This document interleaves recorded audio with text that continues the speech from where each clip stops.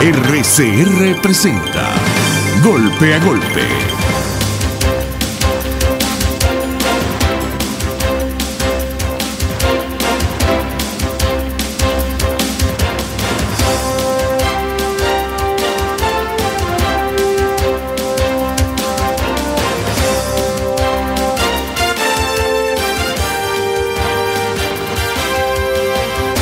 Golpe a Golpe, y en línea está Omar Piñango, investigador de la ONU, de la ONG Defiende a Venezuela. Buenos días, Omar, un placer saludarte. Muchas gracias, Frank. El placer es mío de estar acá conversando con usted. Ajá. Omar, estamos finalizando el año y han ocurrido, bueno, cualquier cantidad de violaciones de derechos humanos, según ONG como la tuya, como Defiende Venezuela, lo han dicho en varias oportunidades. Pero nos llama mucho la atención que en el mes de noviembre hubo unos ascensos de carácter militar, y muchos de esos militares fueron ascendidos teniendo denuncias de violación de derechos humanos. ¿A ti no te parece que eso es una violación, es otra violación más de los derechos humanos y una violación directa a la Constitución de la República Bolivariana de Venezuela, que establece que este tipo de militares no puede ser ascendido mientras estén en averiguación?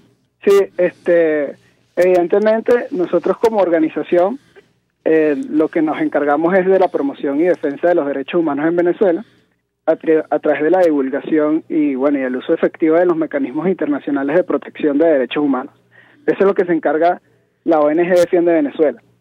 Sin embargo, con la verificación del Plan Nacional de Derechos Humanos, un plan aprobado en el 2016 a través de Gaceta Oficial, lo que se ve es constatar cada una de esas medidas o acciones programáticas que eran políticas públicas del Estado venezolano. Entre ellas, cabe lo que tú mencionabas sobre estos ascensos que se dieron en el mes de noviembre, y en concreto ellos hablan de un fortalecimiento de la institucionalidad para la garantía de los derechos de todas y todos. Y entre una de esas medidas que debían cumplir era el establecimiento de una formación en materia de derechos humanos como un requisito para acceder a los máximos grados o jerarquías en la Fuerza Armada Nacional Bolivariana. Eso fue lo que prometieron en el Plan Nacional.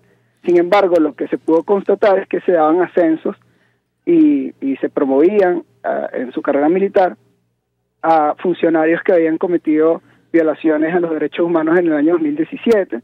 Vemos que los datos que arrojan distintos informes, por ejemplo el del Alto Comisionado de los Derechos Humanos, es que hubo un total de 157 fallecidos y más de 15.000 heridos. Pero aún así se dieron estos ascensos a los funcionarios de seguridad del Estado. Además de ello, cabe destacar que en lugar de exigir una formación en materia de derechos humanos para realizar los ascensos, lo que sí se exigió fue una lealtad, firmar una carta de lealtad al presidente de la República, lo cual, si no lo hacían, de no hacerlo, iba a costarle la carrera militar o incluso no ascendían. Ajá. Entonces, estamos conversando con Omar Piñango, investigador en materia de derechos humanos y representante de la ONG Defiende Venezuela. ¿Qué balance harías tú de este año 2018 que está por concluir en materia de violación de derechos humanos en Venezuela? ¿Tú crees que ha crecido la violación de derechos humanos de manera importante? ¿Tú crees que ha habido una concientización de la violación de los derechos humanos por parte de la sociedad venezolana, Omar? Gracias por su pregunta. Sin embargo, lo que debe circunscribirse la evaluación de este plan es que si se cumplieron o no las acciones programáticas o los indicadores establecidos en el Plan Nacional de Derechos Humanos. Entonces, la labor mía como investigador dentro de la organización fue el corroborar si se había dado cumplimiento o no. Estos son políticas públicas que el Estado venezolano prometió cumplir en el periodo de referencia, es decir, 2016-2019.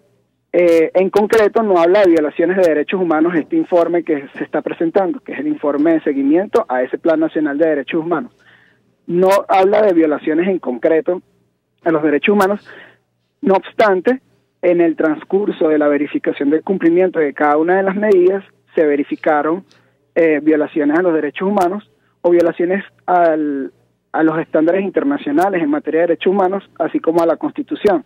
¿Cuáles son? Podrían resaltarse.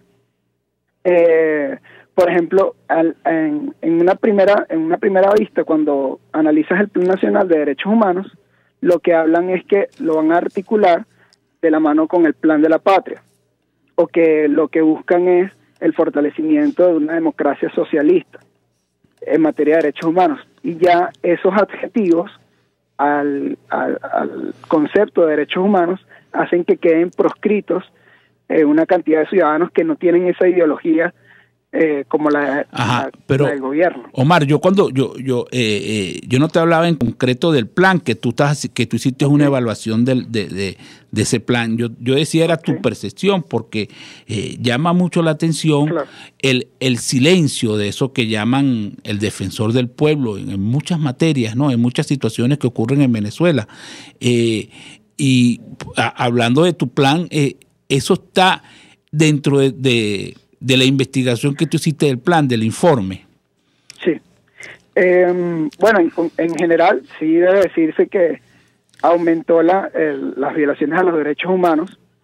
De hecho, con las protestas llevadas a cabo en el año 2017, se han emitido distintos informes de organismos internacionales, como el Alto Comisionado de los Derechos Humanos en su informe del panel de expertos independientes, en el que se establece que se pueden entender que las acciones llevadas a cabo, las actuaciones de las fuerzas de seguridad del Estado han sido de carácter sistemático y generalizado, y por lo que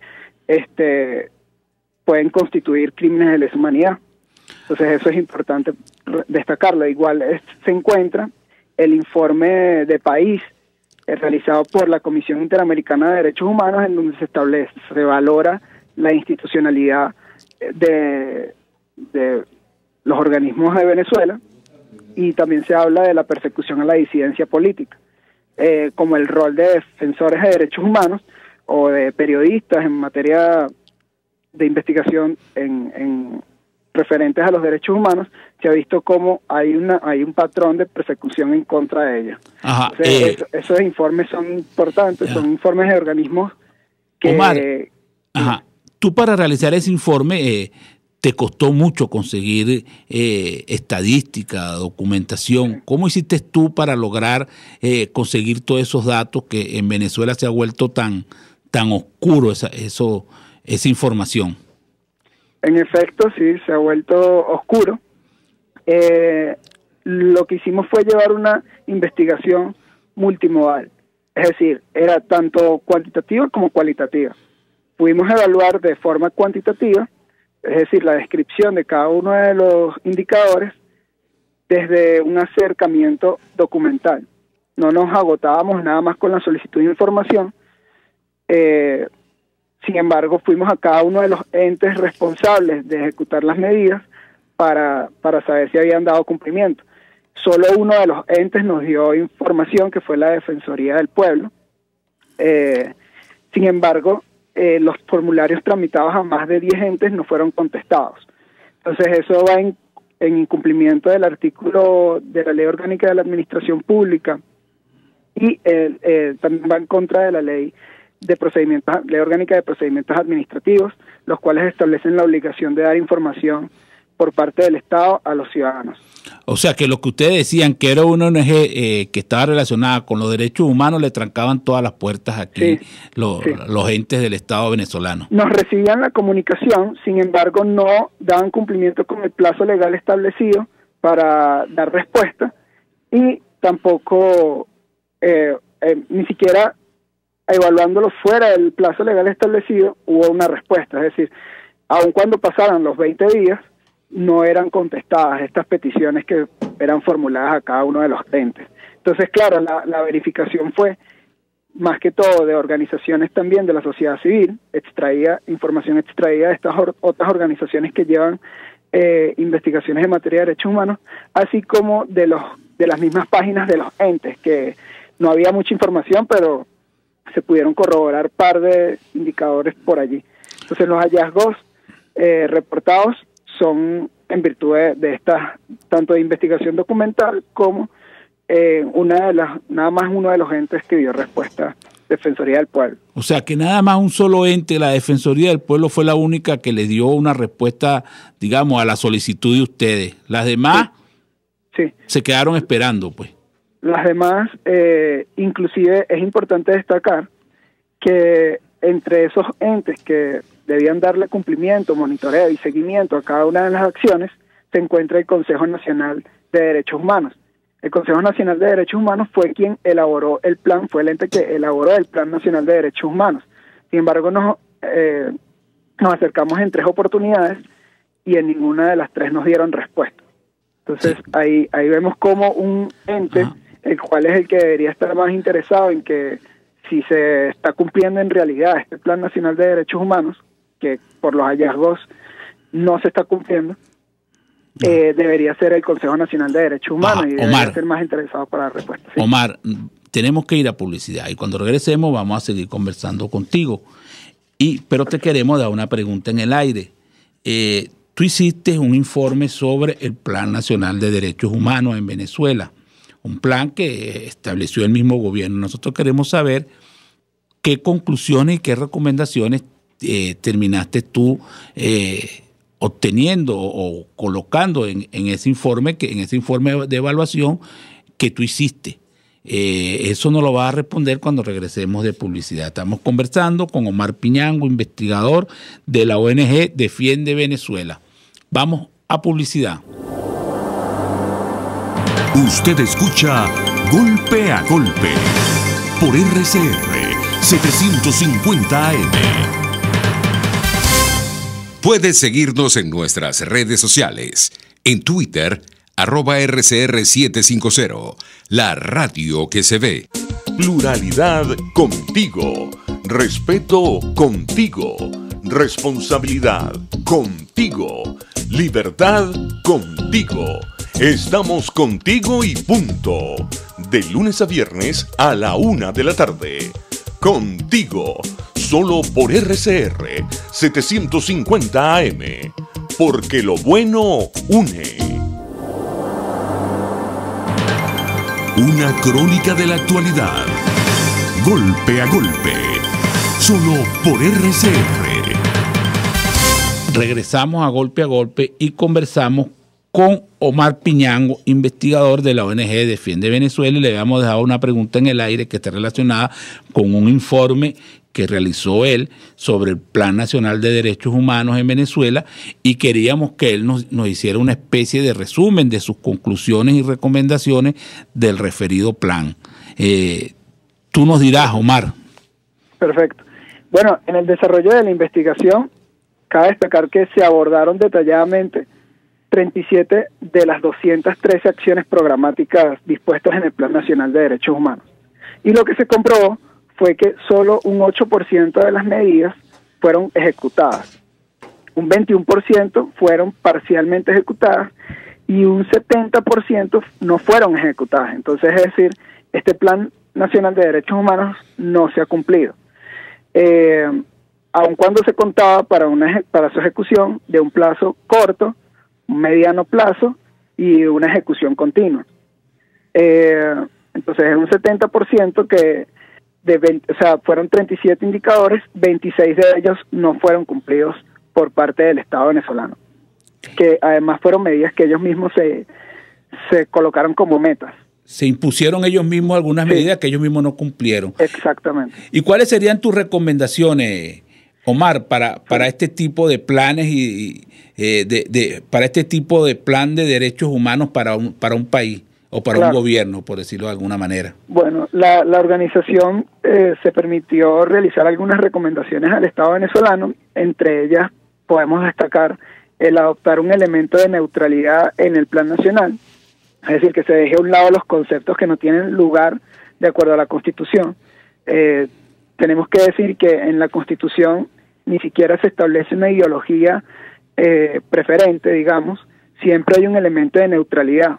Más aún en un caso de derechos humanos, no debería establecerse parcialidad política alguna o ideología con respecto a los derechos humanos, porque ya ahí estarías entonces proscribiendo a un sector de la población que no piensa igual, y en realidad no estarías hablando de un plan nacional de derechos humanos. En realidad no se efectuó un diagnóstico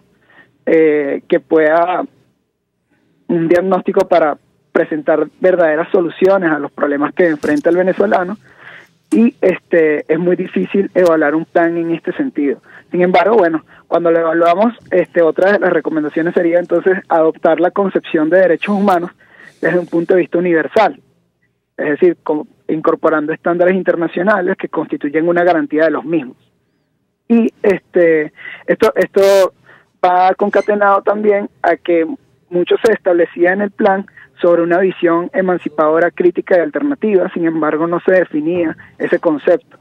De hecho, cuando hacías una búsqueda normal en Google, no te define nunca en ninguna parte qué es una visión crítica, alternativa y emancipadora de derechos humanos. Mira, y el ente encargado de aplicar ese plan o de llevar la evaluación de ese plan por parte del gobierno, ¿quién es? ¿Quiénes son? Sí. ¿Cómo es eso? Era el Consejo Nacional de Derechos Humanos, era el encargado, y con eso también doy una de las últimas recomendaciones, que era incorporar un verdadero mecanismo de seguimiento para comprobar el cumplimiento de los indicadores de forma efectiva. Claro, porque siendo el Consejo Nacional de Derechos Humanos el creador de este plan, y además el que iba a tener como función o como competencias el evaluar estos procesos de derechos humanos en el país, debería tener entonces en su misma página web alguna forma de que uno pueda corroborar si se está dando cumplimiento o no. Uno pensaría que podría ser así. Sin embargo, cuando nos ubicamos en el segmento destacado de Plan Nacional de Derechos Humanos, en la página del Consejo Nacional de Derechos Humanos, no te conduce a nada, es como un link inactivo. Entonces, el llamado a hacer un monitoreo era el Consejo Nacional de Derechos Humanos. Sin embargo, cada una de las medidas era destinada a varios entes. O sea, no se agotaba nada más en el Consejo Nacional de Derechos Humanos. Vemos que en algunos casos correspondía al Ministerio del Poder Popular para Relaciones Exteriores, al Ministerio de Educación en materia de cultura. Ajá, entonces son distintas con respecto a cada uno de los indicadores. Omar, ¿y ahí había alguna representación de la sociedad civil, de alguna ONG, de alguno de eso que no fuera directamente del Estado para como especie de digamos, de supervisión, claro, de especie de contrapeso? Exacto, había alguien dentro de ese comité, por lo menos con derecho a voz. Cabe destacar que una de las críticas que se realiza por parte de la sociedad civil es que solo se llevó a cabo una reunión en el año 2015, reunión de la que no se produjo ningún tipo de resultados, y que fue una reunión llevada a cabo con varias de las ONG venezolanas. Sin embargo, con una reunión no se puede agotar un diagnóstico ni una consulta apropiada.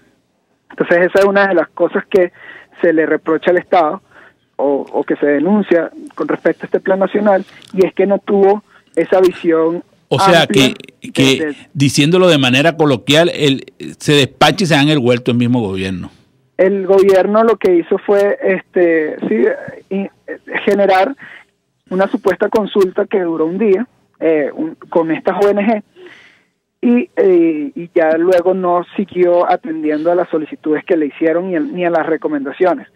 De hecho, una de esas ONG es Civilis, y en internet se puede consultar cuáles fueron esas recomendaciones para el momento, que tampoco fueron acogidas, evidentemente. O sea, que las recomendaciones que hacían la ONG en materia de derechos humanos mientras se estaba haciendo este plan no fueron acogidas por parte del comité, del Consejo Nacional de Derechos Humanos, ¿no? Así es. Además, es importante decir que este Plan Nacional de Derechos Humanos nace de lo que sería el primer ciclo del examen periódico universal. Es un mecanismo de Naciones Unidas, y era una recomendación que se había hecho al Estado venezolano en distintas ocasiones. Sin embargo, no lo habían aceptado. digamos, hasta ahora, hasta el 2000, hasta ese primer ciclo del examen periódico universal, que fue en el 2011. Luego en el segundo ciclo fue en el año 2016, y ya ese mecanismo de Naciones Unidas saluda de alguna forma esa implementación del Plan Nacional. Sin embargo, cuando van a su contenido, lo que se evidencia es que es un plan nacional que no es universal en realidad, que no podría llamarse Plan Nacional porque, bueno, tiene todos estos elementos que comentaba sobre la parte ideológica. Ajá. Omar, el año que viene, que va a comenzar pronto, que es el 2019, ustedes tienen algunos planes, ¿no? La ONG Defiende Venezuela tiene planteado algo para el año que viene. ¿Tú nos pudieras mencionar qué tienen ustedes planteado para el 2019 como organización no gubernamental en materia de derechos humanos? ¿Cuáles son los planes de ustedes? Nosotros lo que hacemos es brindamos siempre talleres para dar a conocer los sistemas internacionales de protección de derechos humanos y, bueno, denunciamos ante los sistemas internacionales de protección las violaciones a los mismos. Entonces, el llamado es a estar pendiente de nuestras redes, @Defiende Venezuela, en Instagram, en Twitter, de que nosotros siempre vamos a estar promoviendo este tipo de talleres, de formación, para que las personas se instruyan de cuáles son verdaderamente esos sistemas que tienen disponibles.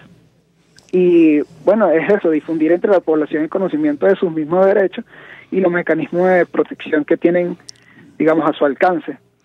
Ajá. ¿Y ustedes están ubicados a dónde físicamente, Omar, aquí en Caracas, en Venezuela? Sí, estamos ahorita ubicados en Caracas, cerca de la estación de Metro Chacaíto, pero bueno, por cuestiones también de seguridad tenemos que estar un poco bajo perfil en ese sentido, pero pueden alcanzarnos. O sea, que ustedes tienen problemas de presencia en Venezuela, o sea, ustedes se sienten acosados por parte de entes gubernamentales en Venezuela. Nosotros concretamente no hemos sido de forma directa, pero debemos decir que en Venezuela hay una persecución a los defensores y defensoras de derechos humanos, a todo lo que es la disidencia política, y el dar direcciones, eso también es algo que se evalúa en el plan, que es en qué medida se ha visto fortalecida esa institucionalidad y cómo se ha protegido a cada uno de las organizaciones y movimientos de derechos humanos en Venezuela. Y lo que se ha constatado es que en realidad ha habido una persecución en contra de ellas en lugar de fortalecer dichos mecanismos para que haga más loable esta verificación de si se está cumpliendo los derechos humanos en el contexto de nuestro país. Bueno, Omar, fue un placer tenerte en el programa. Hemos conversado con Omar Piñango, investigador y miembro de la organización no gubernamental Defiende Venezuela. Volvemos a repetirte que fue un placer tenerte en el programa. Vamos a publicidad. Ni de suerte, ni de gracia, ni de pecho. Es Golpe a Golpe. Puedes seguir nuestra programación a través de rcr.tv, la radio que se ve. El siguiente espacio educativo está dirigido a niños, niñas y adolescentes. RCR presenta Todo se puede, una producción nacional independiente de Mayra Prado, certificado número 16923. El cambio es acción. Muévete por tu salud. No tienes excusa. Tú puedes. ¿Quieres un remedio para la gripe? Mejora tu vida social. Colegas, amigos, pareja y parientes pueden actuar como un equipo protector contra la gripe. Sí, escucha. Existen estudios formales que sugieren que las personas con vidas sociales más activas estaban más sanas y vivían más. Una vía poderosa para aumentar tu círculo de amistades es, sí, el ejercicio. Ahora, en vez de pensar que tienes que tener una fuerza de voluntad sobrehumana para ir a moverte por lo menos media hora, enriquece tu momento de ejercicio con el contacto social. Escucha estos tips. Practica un deporte de equipo, te comprometerás con toda una temporada de ejercicio y conocerás personas con tus mismos intereses. Busca un amigo para entrenar, ejercítate por una causa. Correr por el cáncer de mama, por la lactancia materna, son algunas de las iniciativas formales que existen. Esto dará más inspiración a tu ejercicio y creará un espacio para compartirlo. Asiste a una clase de grupo, tendrás dudas que aclarar con el instructor, ejercicios para hacer en parejas o en grupos que fomentarán la interacción social. ¿Ya tienes tu grupo de ejercicio? Cuéntanos tu experiencia por @MairaPradoL. Ampliar tu círculo social te inducirá a un estado de bienestar que hace a tu sistema inmunológico más fuerte, evitando alteraciones de salud como la gripe. ¿Qué esperas? Todo se puede. RCR presentó Todo se puede con Mayra Prado. Síguela por Twitter, @todosepuedenet. Una producción nacional independiente de Mayra Prado, certificado número 16923.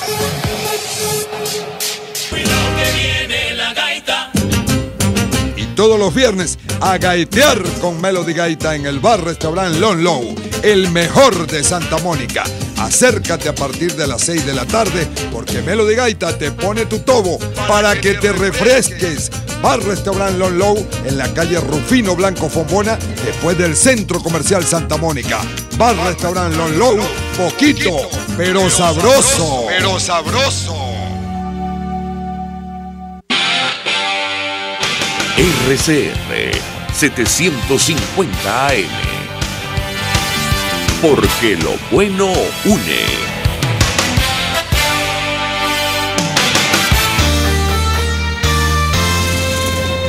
Los temas de actualidad más relevantes son expuestos a la luz de La Linterna.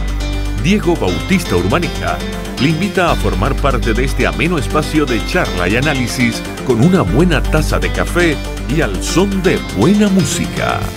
La Linterna, de lunes a viernes, a partir de las 2 de la tarde, por RCR 750 AM.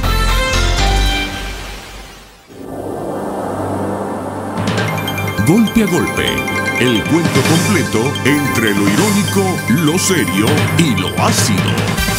Buenos días, golpe a golpe. Hoy tenemos en línea a Gonzalo Imió, abogado y director del Foro Penal Venezolano. Buenos días, Gonzalo, un placer saludarte. Muy buenos días, un gusto estar con ustedes. Gonzalo, está finalizando el año y nosotros queríamos saber de parte del director del Foro Penal Venezolano cuál es su evaluación de este año que está por terminar en materia penal en Venezuela. Bueno, mira, ha sido un año bien difícil, pese a que no ha habido estos arrestos masivos que se daban en otros contextos cuando había estas protestas multitudinarias que tuvieron lugar en el país, particularmente en el año 2014, en el año 2017. Lo cierto es que ha sido un año en el que la represión ha variado, ha mutado y se ha focalizado en el mundo militar. Cuando uno revisa las estadísticas, las cifras que se manejan desde el foro, uno se da cuenta de que este ha sido particularmente el año 2018, un año en el que se ha atacado mucho al mundo militar. Hay mucho preso militar, mucho preso que además no solo no es militar, sino que tiene como único pecado el haber estado relacionado de alguna manera, sea desde el punto de vista familiar o por amistad, con algún militar que el poder esté buscando. Y también ha sido característico de esta represión de este año 2018 el hecho de que se está utilizando a la DGCIM, a la Dirección General de Contrainteligencia Militar, para de alguna manera no solamente arrestar, detener a personas que al gobierno les resultan incómodas, sino también para ejecutar en algunos casos actos muy graves de torturas y malos tratos contra las personas que son detenidas. Esa ha sido básicamente la característica general de este año. O sea que podríamos decir que la situación penal de Venezuela se ha vuelto militar, que hay más actuación militar que judicial civil desde el punto de vista de lo que tú nos expresas. Fíjate que se dejó de utilizar con tanta frecuencia como se utilizó durante años anteriores a los tribunales militares para juzgar civiles, pero los cuerpos de inteligencia y de seguridad que están actuando. No, yo lo que te decía era, en materia de actuación, desde el punto de vista de detención, se utiliza más los cuerpos de seguridad militar que, o sea, después los entregan a los tribunales civiles, pero la Dirección General Contra Inteligencia Militar, el SEBIN, actúa como un cuerpo paramilitar. O sea, ahí es donde detienen a la gente, no la policía normal y corriente, no, sino no el 6CPC, la Policía Nacional Bolivariana, sino cuerpos el Ejército, la Guardia Nacional. Sí, la Guardia Nacional, la DGCIM y el SEBIN son los que más han actuado este año, definitivamente. Sí, eso ha sido así y bueno, y también, como te decía, se ha institucionalizado esta mala política de detener a las personas y no informar a los familiares, a los abogados donde las tienen. En muchísimos de los casos que nosotros registramos, las personas no eran presentadas a los tribunales dentro de los plazos legales, los plazos que correspondían. En algunos casos hasta se comenzaron a materializar desde el punto de vista estrictamente técnico, lo que se conoce como desaparición forzada de personas, es decir, a las personas se las detenía y nadie sabía dónde estaban por varios días. Incluso así ocurrió en el caso de Ariana Granadillo, esta joven estudiante de medicina, por ejemplo, solo por mencionar uno. Y bueno, hemos visto que estos patrones este año han sido como la constante, ¿no? Los patrones que más se han repetido en todo este tema de represión por motivos políticos. Y estamos conversando con Gonzalo Imío, abogado y director del Foro Penal Venezolano, y eso que se denunció mucho, Gonzalo, que era que emitían boletas de excarcelación y en las cárceles o en los cuerpos de seguridad se metían y se engavetaban y bueno, ahí se quedaba hasta que, no sé, se le ocurriera, por decirlo de alguna manera, al director darle curso, ¿no? Sí, eso pasó, y no solamente eso, tenemos el caso de 59 colombianos, básicamente gente muy humilde, indocumentada, que fue detenida como un pretexto de Maduro para tratar de hacernos creer que había aquí unos paramilitares colombianos que tenían supuestamente un plan de desestabilización, lo cual con estos muchachos por lo menos definitivamente no era. Estas personas tuvieron boletas de excarcelación durante más de un año, y cuando ya el grupo de trabajo sobre detenciones arbitrarias de la ONU se empezó a interesar en esto y empezó a llamar la atención, el gobierno trató de enmendar la plana y le revocó la boleta de excarcelación que no había cumplido desde hacía más de un año, ¿no? Lo que revela que ciertamente esa detención siempre fue arbitraria. Luego les imputó terrorismo y les imputó toda una serie de cosas el poder, tratando, como te decía, de justificar lo injustificable, de justificar por qué tenía a unas personas más de un año detenidas con boletas de excarcelación sin haberla cumplido, ¿no? Demostrando pues que lo que le es importante al gobierno en casos como ese es tratar de sostener su narrativa, tratar de sostener su, la pongo entre comillas, verdad oficial sobre determinados hechos, en vez de respetar la Constitución, las leyes y los derechos humanos. Bueno, Gonzalo, lo que tú estás diciendo es que entonces en Venezuela no hay una separación de poderes real. Por lo menos en este año que concluyó no hay, ¿no? Entre el Poder Judicial y el Poder Ejecutivo no. No, los jueces siguen siendo jueces sumisos, los jueces carecen completamente, en general, de independencia, de autonomía con respecto al Poder Ejecutivo. O sea, que las decisiones del poder Judicial no son respetadas por el Ejecutivo Nacional, que es el encargado de, digamos, de las cárceles, ¿no? No solo eso, sino que además estas decisiones, hay decisiones que no se acatan, por ejemplo, las decisiones de excarcelar a una persona que haya sido categorizada como preso político, es difícil que se acate, que normalmente cuesta mucho que se respete, pero además hay otra cara, que es la cara de que desde el Poder Ejecutivo se le dan líneas a los tribunales para que los tribunales hagan y deshagan. Es decir, los tribunales no están decidiendo conforme a lo que pauta la Constitución y la ley, sino conforme a una línea política que se les envía desde el Poder Ejecutivo. Y esto ha sido así durante mucho tiempo, ¿no? Esto no es particular del 2018, esto ha sido así durante mucho tiempo. Y dentro de esa situación podemos incluir esa que no presentan a la persona, dejan el caso ahí que duerma, digamos, los sueños eternos de la situación y la persona está en estado de indefensión, ¿no? Sí, definitivamente. Y esta continua situación de diferimientos de las audiencias, que lo que te demuestra es que el poder no está interesado en que estos procesos lleguen al final. Es decir, El poder no está interesado en que en estos procesos se demuestre de verdad si una persona es culpable o inocente. El poder lo que está haciendo es utilizando el proceso penal como una herramienta de castigo en sí mismo. Por eso prolonga tanto estas fases intermedias, estas fases preliminares de la investigación, manteniendo a las personas restringidas o privadas de su libertad por tanto tiempo sin siquiera pasarlas a juicio. ¿Por qué? Porque no le interesa pasarlas a juicio, porque en el juicio se puede demostrar la verdad. Pero como al gobierno no le interesa la verdad, sino mantener a las personas neutralizadas, difiere continuamente los procesos, las audiencias, las aperturas de juicio, etcétera, y convierte el proceso en sí mismo en una sanción, en un castigo anticipado absolutamente inconstitucional. Ahora, y el que está en esa situación no tiene a dónde recurrir, no hay Tribunal Supremo, no hay autoridades a quien recurrir para que se le revierte esa inconstitucionalidad que está viviendo en ese momento, ¿no? No hay forma, por lo menos en las instancias nacionales. Sin embargo, esas instancias nacionales hay que agotarlas, porque después de que se agota, de que se demuestre que aquí en Venezuela no hay posibilidad alguna de solucionar una situación de ese talante, hay que acudir a la justicia internacional, y uno de los primeros requisitos que te piden afuera es que demuestres que has agotado toda posibilidad de solución del problema aquí en Venezuela, dentro de la sede interna. Ahora, de eso está lleno afuera ya de denuncias y de tratar de que vengan a resolver algunos casos aquí especiales, porque es obvio que aquí eso duermen duermen eternamente dentro de las instituciones, ¿no? Sí, lamentablemente nos vemos forzados a acudir a las instituciones internacionales y bueno, y eso es parte también del trabajo que hacemos en el foro. Pues. Una vez que ya vemos que aquí en la esfera interna es imposible solucionar una situación de esta naturaleza, pues nos vamos a las instancias internacionales.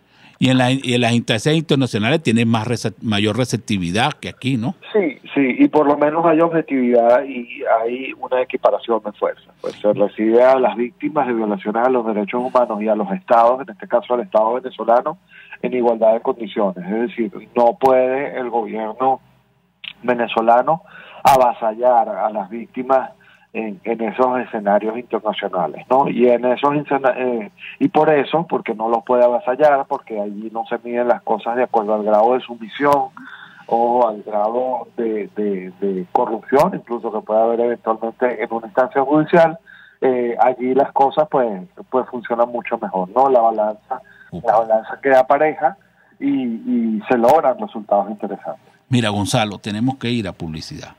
Pero cuando regresemos queremos conversar contigo un poco sobre el preso común, porque una cosa es el preso político y una cosa es el preso común. En este momento, el año que está concluyendo, la política ha apartado un poco la situación de los presos comunes, que es una situación también bien compleja, porque es un país que se comete en cualquier cantidad de delitos, por decir los comunes, pues robo, atraco, asesinato, y eso está en una situación que muy poca gente conoce, dentro de la cual me incluyo yo, porque todo se lo ha llevado este año prácticamente la situación política. Entonces, cuando regresemos, queremos conversar un poco contigo cómo están las cárceles, cómo está la situación de los delincuentes comunes que están retenidos en las cárceles, si es la misma situación que los políticos, igual no los llevan, no los presentan, pero eso nos lo va a responder cuando regresemos de publicidad. Estamos conversando con Gonzalo Imió,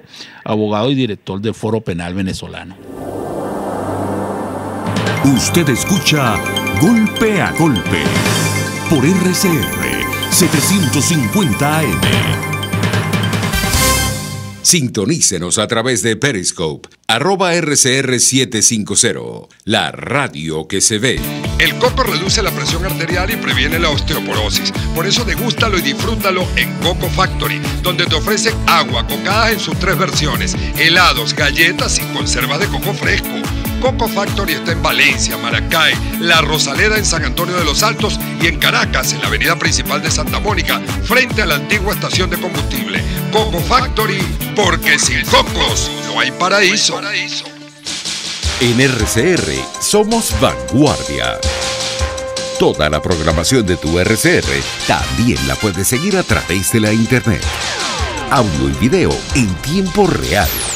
Noticias y mucho más. No te pierdas ni un segundo de nuestra programación.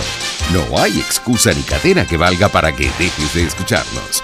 Ingresa a rcr.tv, la radio que se ve.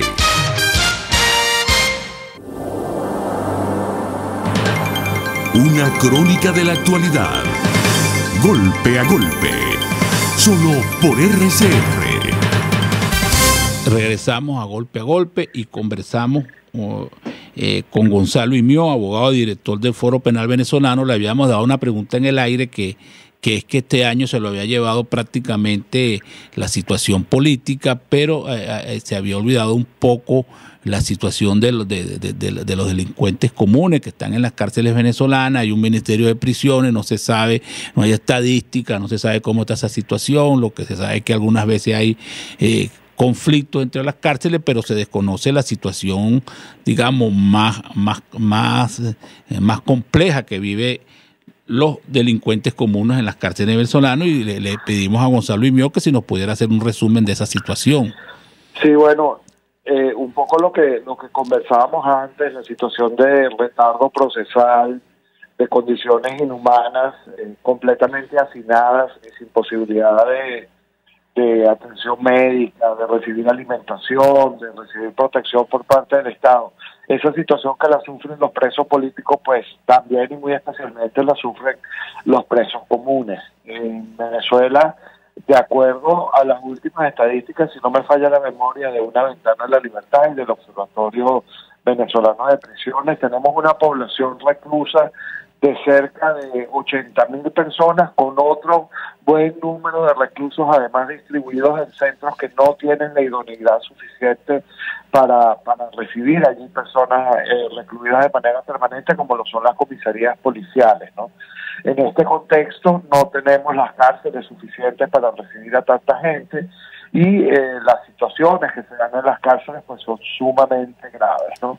Esto de la falta de traslado, la falta de atención médica, las enfermedades a las que están expuestos los presos comunes, pues esto es una realidad. Las cárceles de Venezuela son de las peores cárceles de Latinoamérica, cuidado, sino de las peores cárceles del mundo, y lamentablemente además con este tema, dado que la inseguridad es un tema que nos afecta tanto a todos, pues la gente no se sensibiliza, porque la gente no tiende a sensibilizarse por las necesidades que está pasando o por las carencias que puede estar pasando un delincuente común, lo cual es muy grave, lo cual es muy negativo.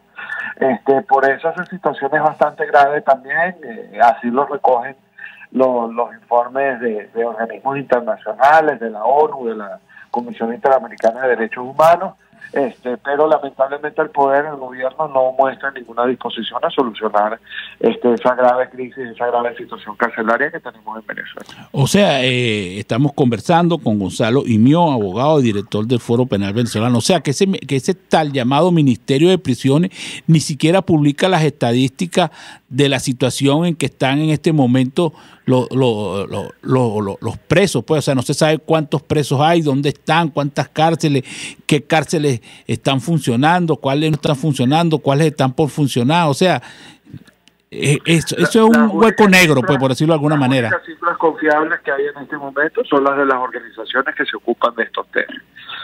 Porque además en el ministerio no se toma en cuenta situaciones de reclusos que no están en las instituciones formales del Estado, como te decía antes, reclusos que están en comisarías, etcétera. Ajá.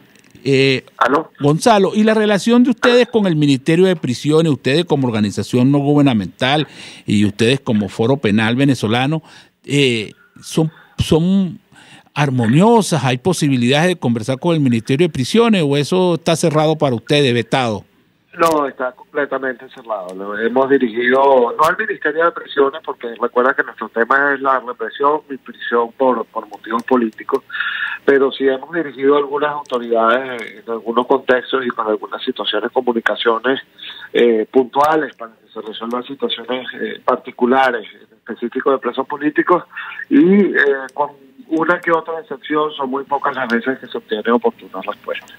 No, yo lo decía porque ustedes solicitando información, mire, ¿dónde van a poner a los presos políticos? ¿Qué van a hacer con ellos? ¿Cómo van a ser tratados? No hay ningún tipo de comunicación con respecto al Ministerio de Prisión. Eso se maneja directamente en los tribunales y normalmente los tribunales deciden de acuerdo a las órdenes que reciben. Mira, ¿y tú crees que la represión en este año que está cerrando es una de las mayores en el caso de los militares, que es lo que te entendí al principio del programa? Sí, ciertamente. Este año la represión ha estado focalizada en el mundo militar y en las personas que el gobierno interpreta que de alguna manera están vinculadas o relacionadas con el mundo militar. O sea, que el mundo militar es el que más se ha visto afectado este año en violación este año. En materia política, pues. Sí, señor. Ajá. Mira, Gonzalo, está por concluir este año. Nosotros queremos saber más o menos qué actividades que tienen ustedes planeado para el año que viene como Foro Penal Venezolano, qué tipo de relaciones van a tener ustedes con los organismos internacionales el año que viene, si ustedes van a tratar de impulsar mucho más esta situación tan compleja que se vive en Venezuela en materia de violación de derechos políticos a los venezolanos. ¿Cómo lo van a hacer ustedes? ¿Cómo lo tienen planteado para el año que viene? Bueno, nosotros vamos a seguir trabajando dentro de la misma línea que hemos mantenido hasta ahora. Nuestro centro de denuncias, de recepción de denuncias, va a seguir trabajando los 365 días del año, las 24 horas del día, y vamos a seguir haciendo lo que hacemos. Vamos a seguir registrando todos y cada una de las violaciones graves a los derechos humanos que se estén dando en nuestro país, particularmente las vinculadas con represión, y vamos a seguir denunciándolas no solo aquí en la zona interna, sino también a nivel internacional. Vamos a seguir movilizando y sensibilizando a la comunidad internacional con respecto a lo que pasa en el país, y vamos a tener también esa vocación de ampliar nuestro equipo de abogados y de defensores activos para que sigan colaborando con quien así lo necesite en la defensa de los derechos humanos. Mira, Gonzalo, y tocaste un tema que me llamó mucho la atención ahorita, que no te lo había comentado, que es cómo nos ven a nosotros, los organismos internacionales, las mismas ONG internacionales en materia de violación de derechos políticos. ¿Cuál es la percepción que tienen ellos de nosotros? ¿Cómo lo ves tú que nos ven ellos a nosotros? Bueno, mira, de las conversaciones que uno tiene con diferentes instancias internacionales, la primera reacción normalmente cuando uno denuncia las cosas que están pasando es la de la sorpresa. La sorpresa, algunas veces no se cree que cosas que se suponía que ya debían estar superadas sigan pasando en países como los nuestros, particularmente en Venezuela. Después también se ve con mucha preocupación el hecho de que el gobierno además interpreta a los defensores de derechos humanos como si fuesen enemigos, en vez de apoyarse en el trabajo de los defensores de derechos humanos para corregir las fallas que tienen que corregir. El gobierno, por el contrario, lo que hace es como caracterizarnos como sus enemigos y perseguirnos, ¿no? Y eso también genera mucha preocupación en la escena internacional. Pero sí es bueno decir, sí es necesario decir, que de un tiempo para acá, este año en particular, ya había venido pasando antes, pero este año en particular se ha recibido muchísima atención internacional y el mundo está, por supuesto, como mucho más pendiente, mucho más preocupado por lo que está pasando en Venezuela. O sea, que podríamos considerar que uno de los países con más violaciones en derechos políticos en América Latina en este momento es Venezuela, ¿no? Sí, tenemos una situación bastante grave. ¿Y tú crees que eso va a arreciar el año que viene? ¿Tú crees que el gobierno va a implementar más represión política el año que viene, no? Mira, la represión política en nuestra experiencia va directamente relacionada a la protesta, a la queja social. En la medida en que la situación social, la situación económica, la situación laboral se vaya poniendo más complicada y la gente pues esté reaccionando más ante esos estímulos negativos, protestando, por ejemplo, quejándose contra el poder, hay pues muchas más posibilidades de que el gobierno reaccione reprimiendo. Todo va a depender de lo que pase en materia económica, si hay protestas, si no hay protestas, de lo que pasa en materia política, etcétera, ¿no? Es difícil adelantarlo, porque si la gente, por ejemplo, se mantiene apática y no hay protesta, no hay quejas, no hay de alguna manera ese alzar la voz contra el poder, pues la represión no tendrá lugar. Pero sí hay, como sí la ha habido en todo el país este año, quejas y protestas por alimentos, por salud, por medicina, por falta de servicios, etcétera, pues la represión se incrementará. Bueno, Gonzalo, oye, fue un placer tenerte en el programa. Hemos conversado con Gonzalo Imió, abogado y director del Foro Penal Venezolano, una ONG que se encarga de defender los derechos humanos de los presos políticos y también de algunos presos de carácter penal.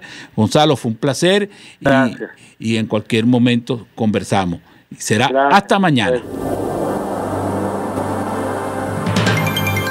RCR presentó Golpe a Golpe. Para cualquier comentario o sugerencia, escriba a golpeagolpe@rcr.com.be. RCR 750 AM, porque lo bueno une.